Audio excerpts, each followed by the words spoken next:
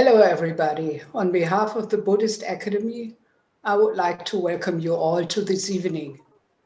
So now I would like to welcome very, very warmly Martine. Thank you, Ursula. So tonight, this evening, I would like to speak about the ethics of emptiness. And first looking what I mean by those terms.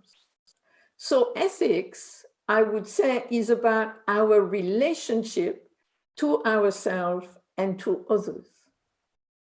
And emptiness, from a meditative Buddhist practice point of view, is about emptying. So I would suggest that if we cultivate the path, if we cultivate meditation, we're actually going to cultivate emptying, which will help us in turn to dissolve our self-centeredness so that we can be more open and more wisely compassionate to ourselves and others. And so first I like to look at just some kind of symbols. In the Son tradition in Korea, where I trained as a nun for 10 years, when we did ceremonies, we would offer 3 types of things. We would offer lit an incense, we would lit a candle, and we would place new water into a little bowl. And why did we do this? Although it was an offering, the offering was also a symbol of awakening. So the incense was actually a symbol of selflessness. And the reason for that is that as the incense burns and disappears, it spreads its fragrance. So in a way, as it disappears, it benefits everyone. And not only that, it benefits everyone equally. So the incense doesn't say, oh, I don't like them over there, so I'm only going to go that way. But actually the incense goes everywhere. So the perfume, the scent is everywhere. It does not discriminate. Then the second is you lit a candle. And what is interesting with a candle, again, it's a symbol of selflessness. Because as the candle disappears, then it gives light. And again, as it disappears, it benefits. But again, what is also interesting with the candle is that it illuminates itself.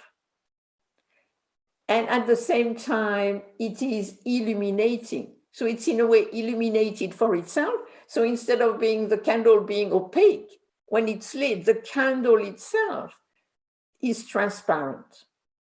But at the same time, it's illuminating for everybody. And again, it doesn't discriminate and send the light here and not there. It's everywhere, benefit from the light. And then the water, what is interesting about the water is that it's flexible, so that the water can be put in any receptacle and it will take that shape, that it be round, that it be a rectangle, that it be square. It will take any shape you put it in. So at that level, it is flexible. At another level, it reflects whatever comes above it. It reflects it, but without keeping anything. And the third thing which is interesting with water is that it doesn't go up. Water flows down. So in a way, it's kind of, we're not going to a kind of a mystic emptiness, but actually this is kind of, we are ordinary in an illuminated way, in a selfless way. So in a way, to see the practice of emptying as a way to dissolve our fixation. And so we can fixate on our idea, we can fixate on our sensation, on our emotion. And also the thing which happens is that we are fairly self-centered. And I think, of course, this is a survival mechanism. If I don't take care of this organism, who is going to take care of it? So at that level, I have to take care of myself. And each of you has to take care of themselves. But then, how much are we centered on ourselves? How much are we open to others? And for me, this is what the first thing I saw clearly when I started to meditate in Korea, was that after a few months of practicing 10 hours a day, suddenly I was faced with actually really seeing my thought. Before that, I had thought, but I had not really seen them. So there was not light upon them. And here I really, 10 hours, you sit in meditation and you have lots of thought. And then you can really see, day after day, what are you thinking? And what I realized is that actually I was thinking so much about myself. Look at me, I exist, don't forget me, I am here, I am important, or whatever it is. And then I would say, I would be self-centered. I was self-centered 95%. So 95% I was thinking of me, and 5% I was thinking of others. But what was striking for me was that up to that moment, I thought I was one of the most compassionate person in the world. So I had the impression I was generally thinking of others before myself. And by sitting in meditation, I realized, no, it's not so. And then after meditating for a few months, I would say I had an experience of true compassion. And what was striking for me is that that moment of compassion was because I thought about the other person. So instead of thinking, more for me, because I was at a bank in Korea changing some money, and the bank teller had given me too much money back. And so first I thought, yes, great, again, the banking system, more for me. But then I stopped because something within me was saying, but poor bank teller is going to get into trouble. So I thought about him more than me, and I went back and I told him, you made an error, and we sorted it out. And then I realized, that is compassion. Compassion is about actually the other person having as much space, you would say, in your mind as yourself, that there is an equality. And so in a way, what is this emptiness? And emptiness doesn't mean that there is this mystical empty hole somewhere, but emptiness actually is more a verb, that the practice of meditation is about emptying, so that we empty ourselves, because in a way what we noticed, to me, that's what is interesting in meditation, especially at the beginning. We have lots of sensation, lots of emotion, lots of thought. And as time passes, then actually, unless something happens specific, we have less of those. And why are we having less of those, I would say, is actually just by coming back again and again to the breath, to the sound, to the body, to loving kindness, whatever type of practice you do.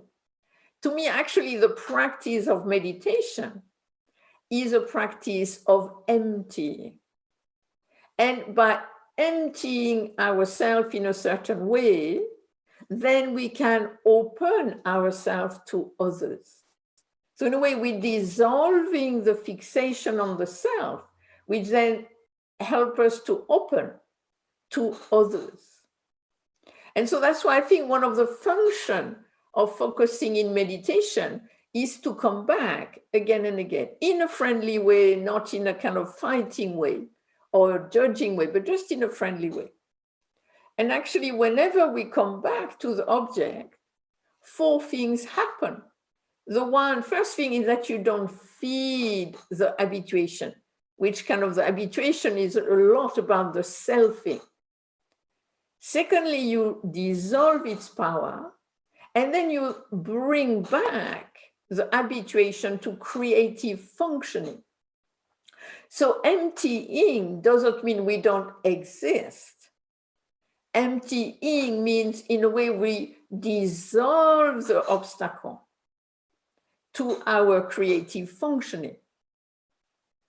Because in a way, what we've done is kind of really become a little habituated in automatic pilot, being kind of fixated.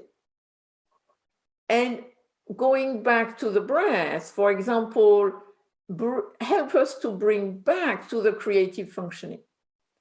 And of course, if we want to think, if we can have emotion, we can have sensation, we can relate, but we're going to relate in a much more spacious way.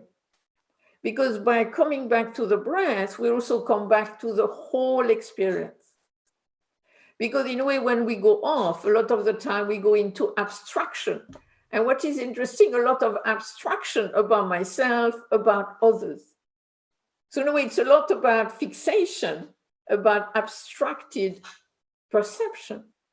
But by coming back to the breath or the sound or the body or whatever, then, so Simon said the sound has gone. Can everybody hear me? Yes, so yes. Simon, I think it's a problem with your side of things, maybe the internet. So by coming back in a way to the focus, we also come back to what is going on right now. Myself in this moment with a situation or another person. And to me, one of the beautiful practice we can do in terms of ethics of emptiness is actually the listening meditation. And through listening to sound, listening to the music of life in a totally open and stable way, then we learn to listen to others in a very different way. Because this is something you can check. When you listen to somebody, what do? And I would say often we have 3 ways to listen. One way we listen, and then we kind of, the person speak, and actually we're waiting for them to stop so we can say something so much more interesting. We also try to remember what we're thinking, which is so interesting, so we don't forget it when they stop to speak. So in a way, you're only listening 1/3. Second method, you listen, you look in the right direction, so you look at the person who is speaking, but actually you think totally about something else.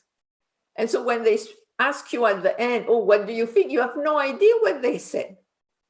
And this is interesting because your ear works, but in a way your consciousness was not there. There you could say there was too much emptiness. Nobody was there. Nobody was there for the person, one could say. And maybe one was there for oneself. Because if you listen to somebody, the first case, and you wait for the person to stop, again, it's about me. If you look like you listen to the person, but actually you're not listening because you're thinking of something else, which has to do with you, again, this is about you. And then the third method, somebody says something, but then we grasp at it and we connect it to something about us and this and that. And actually our reaction is not wise and compassionate because again, we're thinking about us, oneself. And then I would say what meditation helps us to do is what I call creative, wise, compassionate listening, where we really just listen to the person. We totally there. We totally present, like if we were focusing in meditation. We're really present to the person. So our whole organism is present to the whole organism of the other person. And then when the person stops, generally you say something so much more relevant, so much more wise, so much more compassionate. And often you surprise yourself, oh, I had never thought that before. And it's very often very helpful for the person because they really feel listened to. And it's generally very creative. And so to me, that's in a way the ethics of emptiness can be, for example, characterized by this listening in that way, where you're sharing the space with the person, you're seeing the person as important as yourself. And through meeting together, then some creativity can appear between the two persons. So to me, this is in a way the connection between ethics and emptiness. In a way, in order to have real, I would say, ethics, you need to have the emptiness, you need to have the emptying, so that one can really be there for the person. And so this is for me what is interesting about compassion. Because, I mean, all of us, to me, ethics is about creative, wise compassion. And in a way, in order to have creative, wise compassion, you need to have the empty. So you can creatively, wisely respond to the situation. But us, a lot of the time, I mean, we want to be compassionate. But it's interesting, what is compassion? And I would say compassion is a spectrum. So I would say the root of the ethics of emptiness is creative, wise compassion, which comes through the practice. Because we dissolve the obstacle of self-centeredness, so our creative, wise compassion can appear. But then it gives us the impression, that's why I call it the ethic of emptiness, that we must be compassionate the same way all the time. So like if compassion is something, again, fixed, but not. Compassion is something creative, is something which is wise. And so in a way, there is going to be a spectrum that at times you will have what I call heroic compassion. So actually you will think more of the other person than yourself because the person is really suffering. And so for a few days, you will be able to really, really be there for them. But again, you as a person is limited by your own conditions. So this heroic compassion is limited by time, by finances, by emotional limit, mental limits. So we can, yes, have what I call heroic compassion, but not all the time, not to the same degree. Then on the other side, you have compassion for yourself because you are one of the sentient beings. So you are part of this ethics of emptiness, this creative, wise compassion. And so when you are suffering, you have to take care of yourself. And this is what happened to me last week. I was on my back, and generally, I'm a little bit of a superwoman, you know, so I help with the carer who takes care of my mother, I help with my mother, I do the shopping, I do the gardening. And so generally, I'm a little bit superwoman. And then last week, poof, the superwoman was gone beyond. And I just could barely move. And just sitting was so painful. And so there, I really just have to have compassion for myself, which means I never do this, but I canceled meetings, I canceled teachings, because I realized I cannot do it. And it's good to be superwoman, but you cannot be superwoman all the time. And then really, I needed to take care of myself and to really, everybody wanted to talk to me or whatever. I said, I'm sorry, I can't do it. And it's just now that I'm starting to feel a little better, that I'm doing a little bit of things, but not too much. So at times, if we are suffering, then we have to take care of ourselves in a creative, wise, compassionate way. And sometimes we are both. We take care of ourselves while equally taking care of others. So to see that this ethics of emptiness, this creative, wise compassion, is really a spectrum, which will really depend on, I would say, one of the bases of the teaching of emptiness, which is conditionality. And again, I think what meditation helps us to see is that what is emptiness about is that we cannot reduce ourselves to any one condition that forms us. And this is, in a way, one could say, the main basic teaching of the Buddha, that we are actually, each organism is a flow of inner conditions meeting outer conditions. And then the ethics of emptiness is, how do I take care of the inner condition while also taking care of the outer condition, while also creatively engaging with inner and outer condition in terms of suffering? So in a way, emptiness is about realizing we cannot reduce ourselves to any one of the conditions that forms us. But it is also the same with others. And to me, one of the things which is difficult in terms of compassion, in terms of ethics, is how we fixate ourselves. But we also have a tendency to fixate others.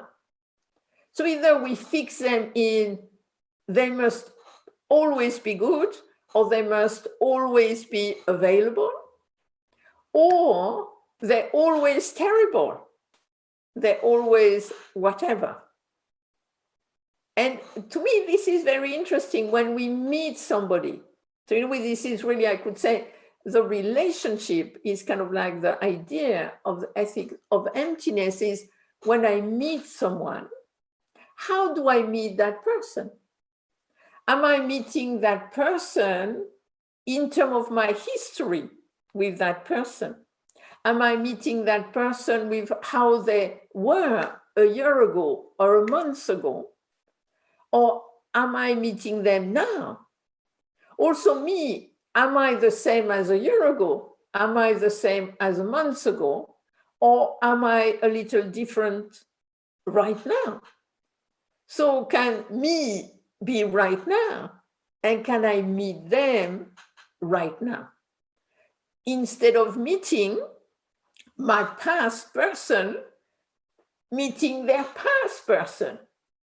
But in a way, the past person is empty, and the past person of the other person is empty. Because, I mean, they could be a little similar, but they cannot be exactly the same. In the same way, I cannot be exactly the same. I mean, 2 months ago, I was superwoman, cutting brambles, working in the garden every day. And I'm sure I am not superwoman right now. I could, I can barely, I can walk, but that's about it. So, am I superwoman or not? Or this thing, is it more according to conditions?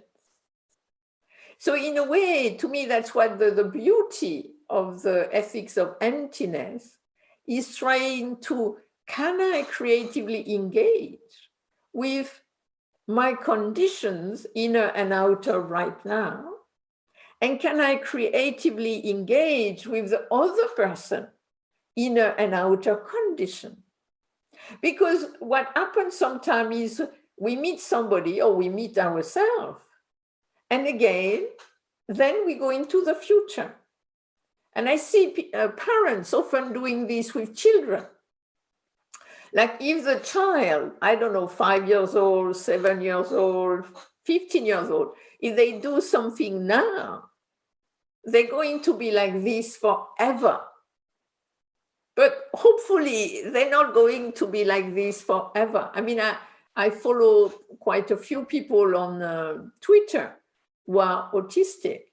And actually they say, yeah, I can learn. Yes, I can. I am intelligent. Yes, I can do things. But my conditions are such that for me to develop, I need to be supported in a creative, wise, compassionate way. And if you support me in that way, then yes, I can develop like any other human being. But if you want me to be a certain way, which I cannot be, this is not going to work. So in a way, creative, wise compassion is looking what are the inner, to the degree we can know them, what are the outer conditions of the other person? And how can I meet them in a creative, wise way? So I would say, in a way, the ethics of emptiness is honoring our humanity, honoring life. But can we meet it where it is? Not in the past, not in the future, but what is going on now?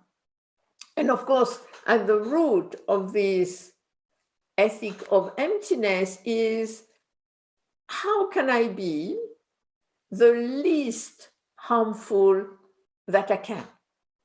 So it's not that I will not cause any harm whatsoever. We endeavor to be as harmless as we can. And we also endeavor to be as compassionate as we can. But also we too have different conditions. So again, to see that its quality, we intend, we want to cultivate more, but they might not be exactly the same all the time. So that's why we have to be careful not to use this term to accuse each other. You're not compassionate, or you're not emptying enough, or you're not mindful enough. If you were mindful, you would close the door silently. Or if you were compassionate, you would do this or you would do that. We have to be careful not to fixate. These are qualities that we endeavor to cultivate for the benefit of ourselves, but also for the benefit of others. So this is what I wanted to share this evening. So now we can have a discussion. Somebody has a question.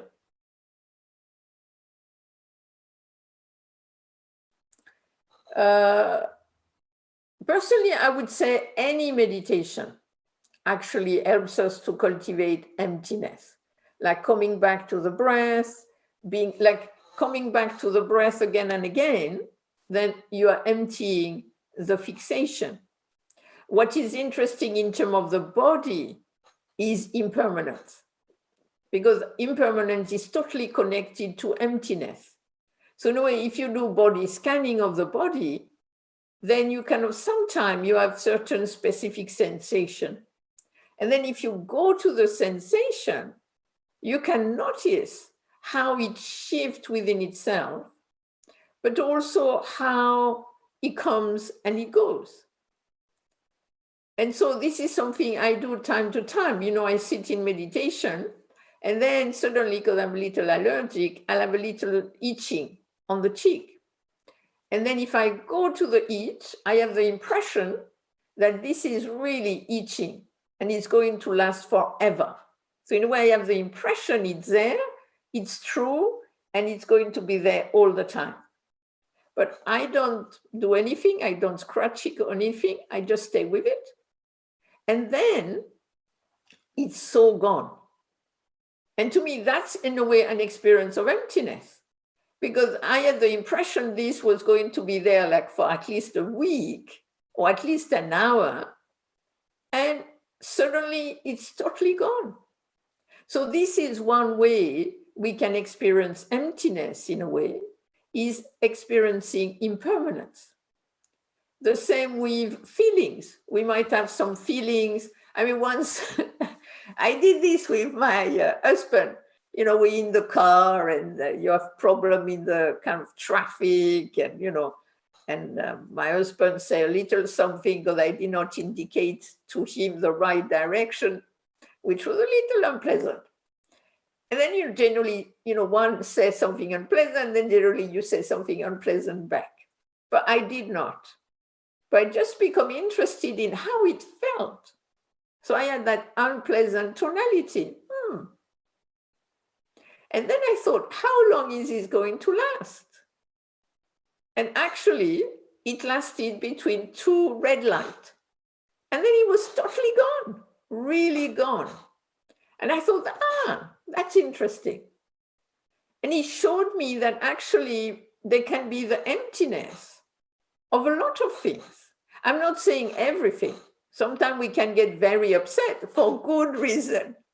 But sometimes we don't have to, because the thing will go by itself. And then again, the wisdom to, I can just let it pass. Or the wisdom, I need to do something about this. So really kind of just being aware of impermanence, of change. Also, when something continues, if you go inside it, you realize it changes within itself. So again, it's not fixed. So I think one good way to cultivate emptiness is to really be aware of impermanence. That can really be very helpful, because you can see how our tendency to generalize, to fixate, and then you can say, but it's gone, it's past. The same if we grasp at something, we don't grasp all the time, and we don't grasp to the same degree. So you can grasp, be upset, and then it's gone. I am not upset anymore. Or I am not ill anymore, or whatever it is, because suddenly you think, I am an upset person, or I'm an ill person. But no, these two passes. That I think is another good way to cultivate emptiness. And of course, I mean, one of the way I cultivated that was in Korea. You just sit in meditation and you just ask a question. What is this? And that's also, I think, a kind of a good way to cultivate emptiness. So, and you can, otherwise you can just sit still. I mean, there are many different ways, but I would say most way helps with cultivating emptiness. And then Ursula, what can help me in daily life and my daily activity to cultivate emptiness and to remember? Personally, I think first, we have to be aware that most of the time, actually, we don't grasp. So we're actually already experiencing emptiness. So in a way, we don't have to fabricate it. We don't have to fabricate emptiness. I think we're experiencing it a lot of the time. We're experiencing it a lot in nature. This is an interesting one, in nature. And think of emptiness as space. And notice, when am I spacious? When am I preoccupied? So let's say you go for a walk, and you go for a walk, are you present? Do you see the tree? Do you see the color of the flower? Do you hear the sound without doing anything with them? Just in a way appreciating it. Or do you make it mine? I would like to have those flowers in my garden. Why is not this tree like this? Or whatever. Or are you thinking about something else? about you. And not at all, although you're in nature, you're not there. So I think it's kind of a question of how much are we here in a spacious way, in a friendly way. And I would say a lot of the time we are, when we cook. You know, again, you cook, can you cook in a spacious, creative way? Or are you thinking, oh, I'm a terrible person, I don't know how to cook, or I have this friend coming, I must create the most amazing meal ever? Or I will do the best I can with what I have. So it's how much do you add? It's kind of interesting, this emptiness, is how much do we add? And also it's a little bit about tension. If there is no tension, a lot of the time, there is spaciousness. If there is tension, some of the time, there is that grasping, there is that holding. So it's kind of noticing, what is it that helps me?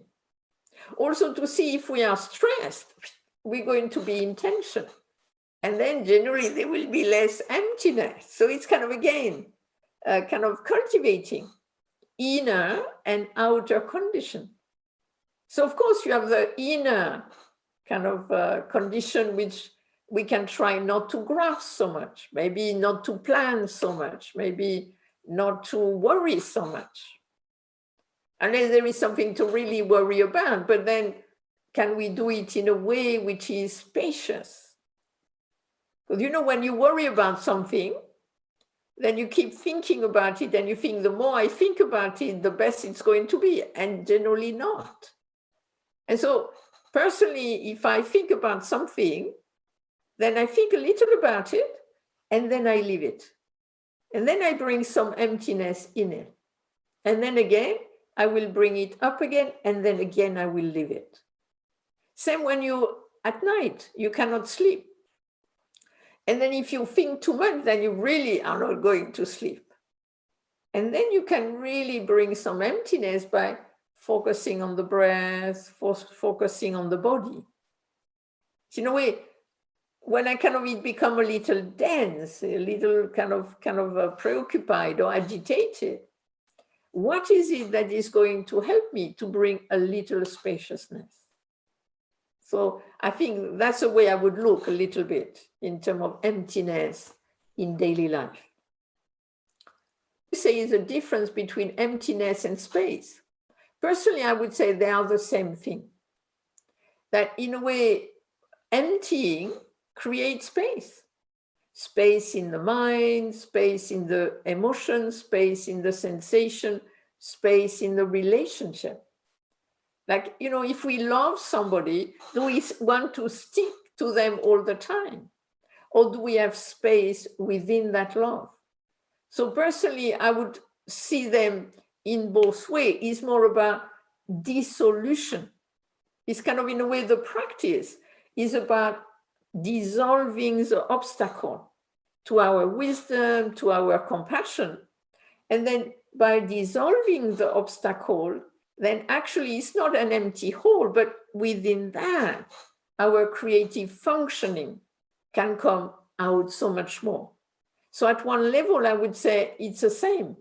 It's kind of allowing, it's kind of something is less fixed, less solid, and then they can be more creative functioning.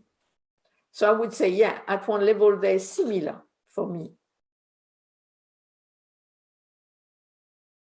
You see, the problem with emptiness, personally, is that it's made out to be this amazing thing. But what is emptiness? Emptiness is the fact that things are not sticky. Things are spacious. We are not holding on. So, I mean, the best way to show this is that, let's say, this is precious. I grasp at it. And if I do this for a long time, then I get pain in my arm. So tension indicates grasping. But the worst thing is that I cannot use my hand for anything else. And so the emptying of this is not cutting the hand or getting rid of the object, but the emptying is opening the hand so you can use the object. So what is interesting with awareness, I think there are different types of awareness. You have what you could call basing consciousness, like we conscious. Our kind of a faculty operates, we can see, we can hear, we are conscious. As a human being, as an animal, there is consciousness, we are alive. And then we can, in terms of, I think you talk about awareness, we talk about sati.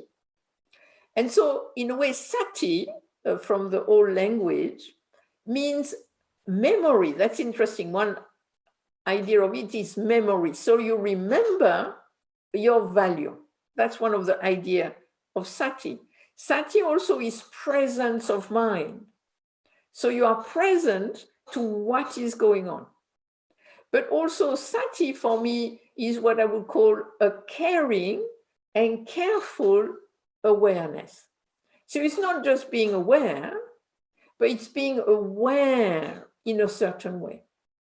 And so what we can notice, what is interesting is to notice when we're not mindful. So when we're not mindful, we can be unmindful or unaware in two different ways. One way is that we're so obsessed with something that we cannot see anything else. Or we can be unmindful by being totally kind of not there. But the awareness we're talking about is an awareness which is characterized by not fixating. And so it's interesting in meditation when you experience what I would call quietness and clarity. And then you have this awareness which is quiet and clear, and in which you do not grasp at anything. And so you could characterize that awareness by being spacious, by being empty of sticking to anything. So that would be, but the being empty, you see what we have to, I would not equate awareness with emptiness, because awareness is being conscious. Emptiness is more a quality. So personally, awareness, I think, is at one level, I would say, is more complex. We are aware of something, but one of the ways we can be aware of is an empty way. And being empty means we're not grasping at anything. We're not fixating on anything, but it still means we are conscious, we are aware, and we can be creatively wise and compassionate. There is a very interesting quote in a Son Zen text where the six patriarchs say, no mind is to see all things with a mind free from grasping. So for him, no thought or no mind doesn't mean that you are mindless, but it actually means that there is space so that there is no obstruction. You can see everything very clearly. And at the same time, you do not stick to anything. So I would say awareness is an activity and emptiness is a quality of it. So thank you very much.